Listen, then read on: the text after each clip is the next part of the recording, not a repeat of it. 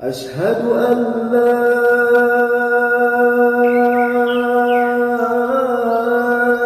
إله إلا الله. الحمد لله الذي هدانا لهذا وما كنا لنهتدي لولا أن هدانا الله. أشهد أن لا إله إلا الله وحده لا شريك له وأشهد أن محمدا عبده ورسوله. اللهم صل وسلم وبارك على سيدنا محمد وعلى آله وصحبه أجمعين. أما بعد فيا عباد الله، أوصيكم بنفسي بتقوى الله فقد فاز المتقون. يا أيها الذين آمنوا اتقوا الله حق تقاته ولا تموتن إلا وأنتم مسلمون. وقال الله تعالى في آيات أخرى: يا أيها الذين آمنوا اتقوا الله وقولوا قولا سديدا يصلح لكم أعمالكم ويغفر لكم ذنوبكم ومن يطع الله والرسول فقد فاز فوزا عظيما. Shadaqallahul azim. Hadirin sidang Jumat yang dimuliakan Allah Subhanahu wa taala. Melalui mimbar khutbah Jumat ini, khatib berwasiat, marilah kita tingkatkan iman dan takwa kita kepada Allah Subhanahu wa taala, yaitu tetap senantiasa menjalankan segala perintah-perintahnya serta menjauhi segala larangan-larangannya, agar kita mendapatkan suatu kebahagiaan baik itu di dunia maupun di akhirat, serta hidup kita mendapatkan ridha Allah Subhanahu wa taala. Selawat berangkaikan salam mari kita hadiahkan kepada baginda Rasulullah sallallahu alaihi wasallam.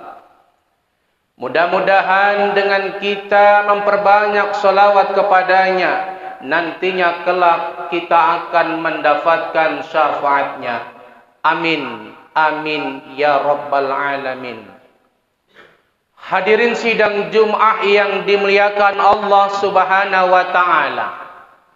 Pada hari Jumat yang penuh barokah ini, kita sudah berada 16 hari di bulan suci Ramadan.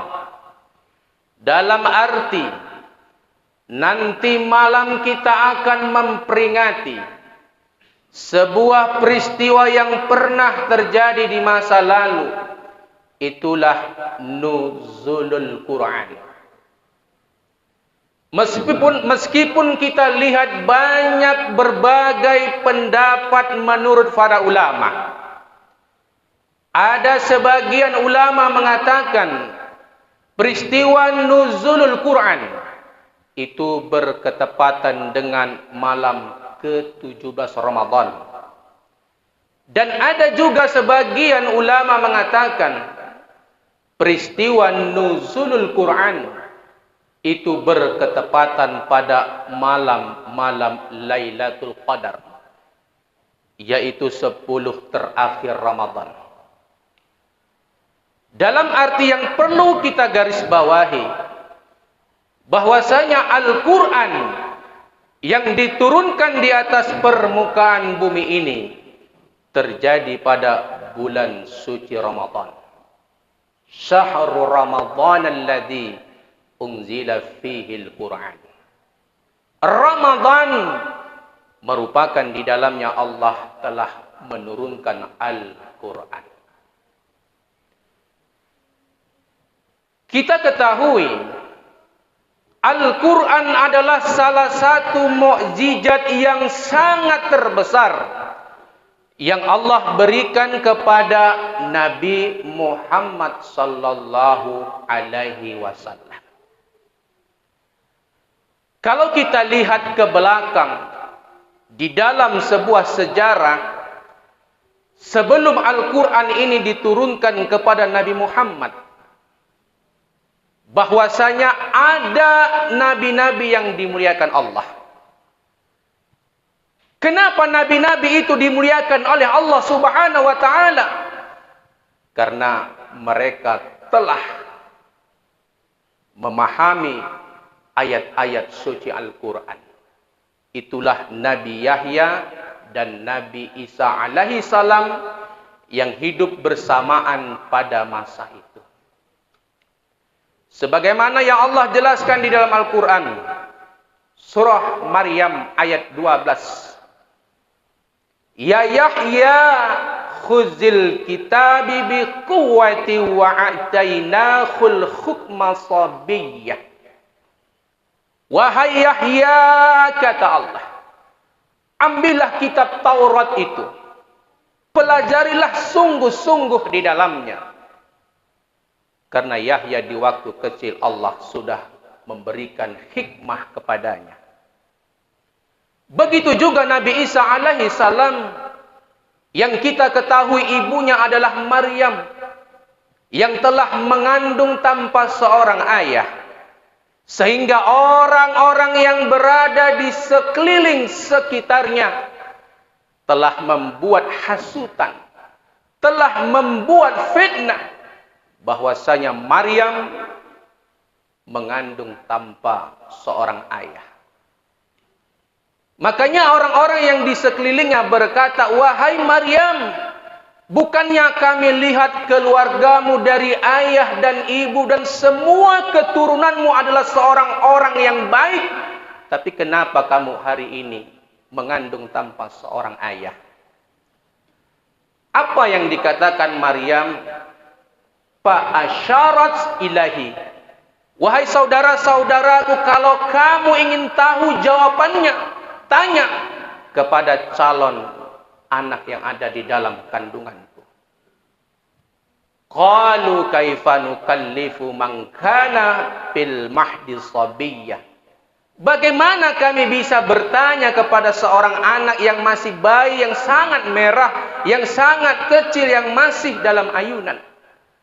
Atas izin Allah, maka Allah berkata, qala inni abdillah, wahai saudara-saudaraku, sesungguhnya aku ini adalah hamba Allah. Innayatal kitaba wa ja'alni nabiyyah.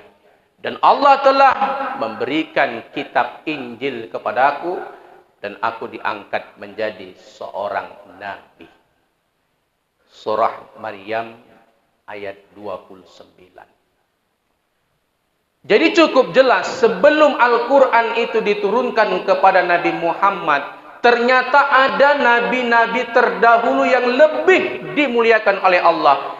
Itulah Nabi Yahya dan Nabi Isa alaihi salam yang Allah berikan kemuliaan karena mereka telah memahami ayat-ayat Allah.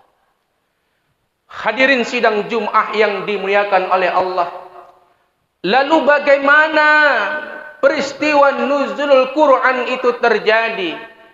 Setidaknya menurut para ulama ada dua tahapan. Al-Quran itu diturunkan di atas permukaan bumi ini. Tahapan yang pertama, Al-Quran itu diturunkan di Laul Mahfuz. Apa itu Laul Mahfuz?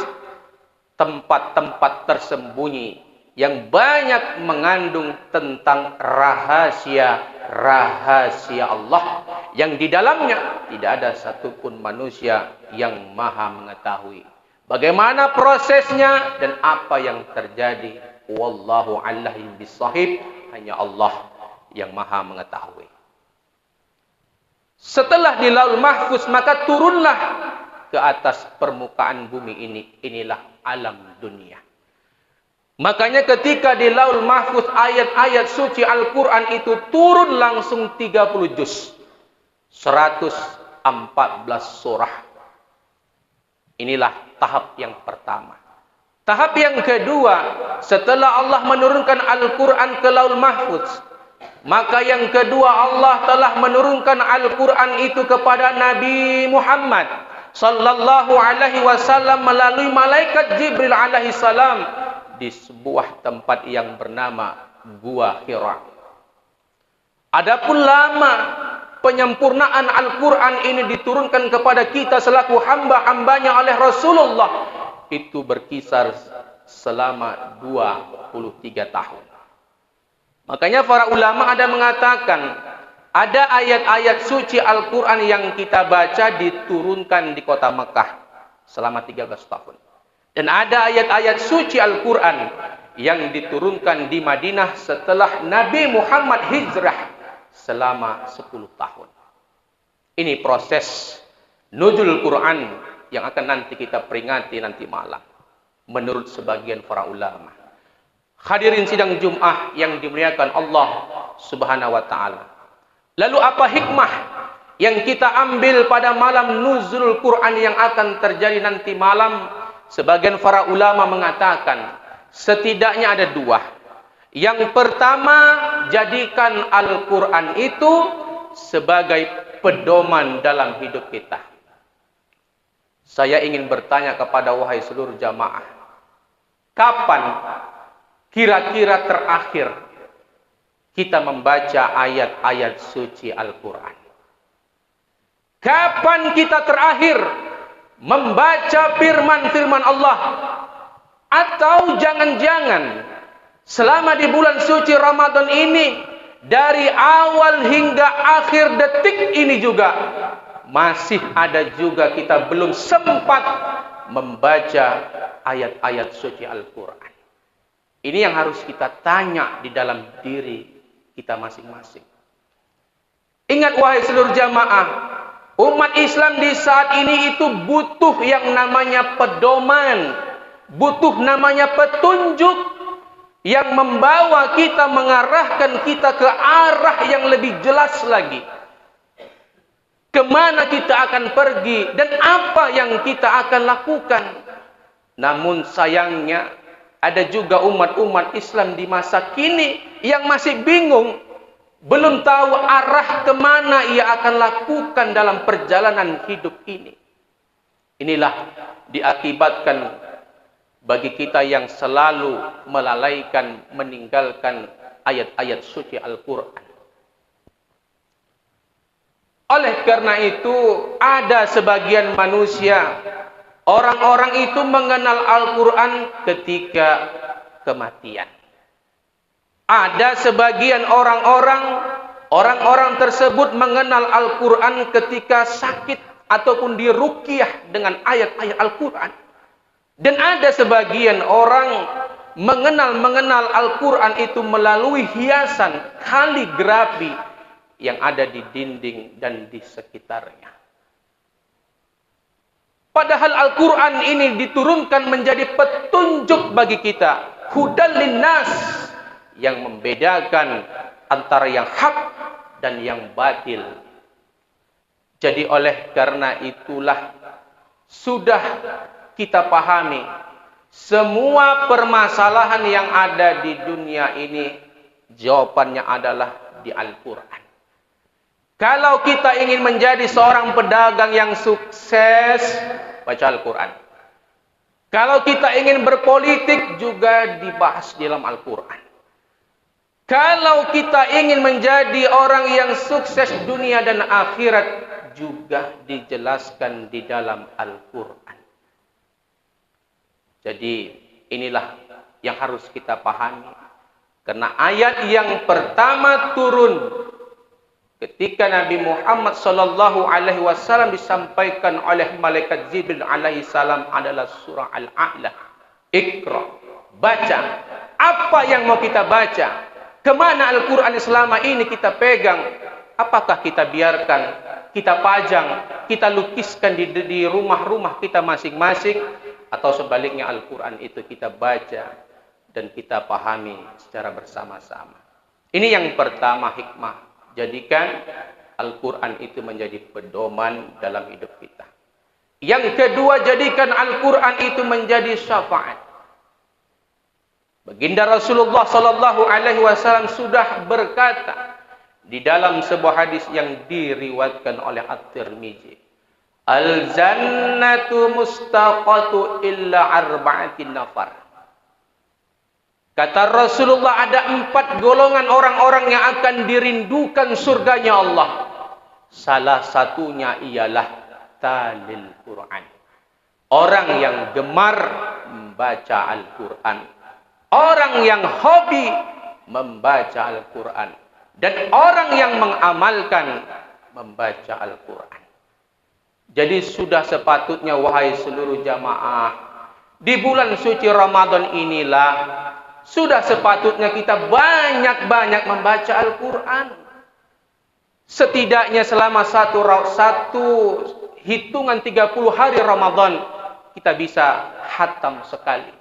Ataupun setidaknya, meskipun 1 lembar, tetapi rutin kita baca selama di bulan suci Ramadan. Jangan kita biarkan Al-Quran itu menjadi hiasan saja di dinding-dinding lemari-lemari kita. Maka sangat merugilah orang yang berjumpa dengan Ramadan, tetapi Al-Quran itu tidak menumbuhkan keimanan dan ketakwaannya kepada Allah.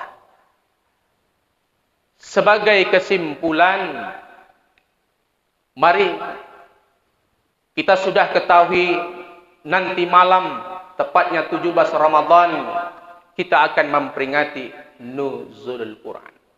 Sahrul Ramadan alladzi unzila fihil Quran. Kenapa kita harus gemar membaca Al-Quran?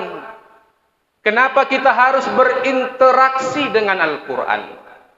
Jawabannya ialah karena Al-Quran itu adalah orang-orang yang mengamalkan, mereka orang-orang yang mulia di hadapan Allah Subhanahu wa taala. Siapa orang yang ingin sukses dalam kehidupannya, maka jangan jauh-jauh dari Al-Quran. Siapa orang yang ingin diangkat derajatnya oleh Allah, maka janganlah kita sekali-kali jauh dari Al-Quran. Karena Al-Quran yang dibaca itu akan mendapatkan syafaat. Al-Quran yang kita dengar itu akan menjadikan rahmat. Dan Al-Quran yang kita amalkan, itulah yang menjadi penyelamat dalam kehidupan kita dunia dan akhirat. Mudah-mudahan Allah memberikan petunjuk kepada kita. Bulan Ramadan kita jadikan sebagai bulannya untuk memakmurkan Al-Quran di alam semesta ini. Dan mudah-mudahan Allah memberikan kita keimanan dan ketakwaan sehingga keluar Ramadan kita menjadi orang-orang yang beruntung, yaitu mendapatkan sebuah predikat takwa. Amin ya rabbal alamin. A'udzu billahi minasyaitonir rajim. Bismillahirrahmanirrahim. Wal 'as innal insana lafil khusr illa alladziina amanu wa 'amilus shalihat wa tawassaw bil haqq wa tawassaw bis sabr. Barakallahu li wa lakum fil Qur'anil 'azim wa nafa'ani wa iyyakum bima fihi minal ayati wa zikril hakim wa taqabbala minna wa minkum tilawah innahu huwal ghafurur rahim. Alhamdulillahi hamdan katsira kama amara. Asyhadu an la ilaha illallah wahdahu la syarika lah irhaman liman jahada bihi wa kafar. Wa asyhadu anna Muhammadan abduhu wa rasuluhu sayyidul khalaiqi wal bashar.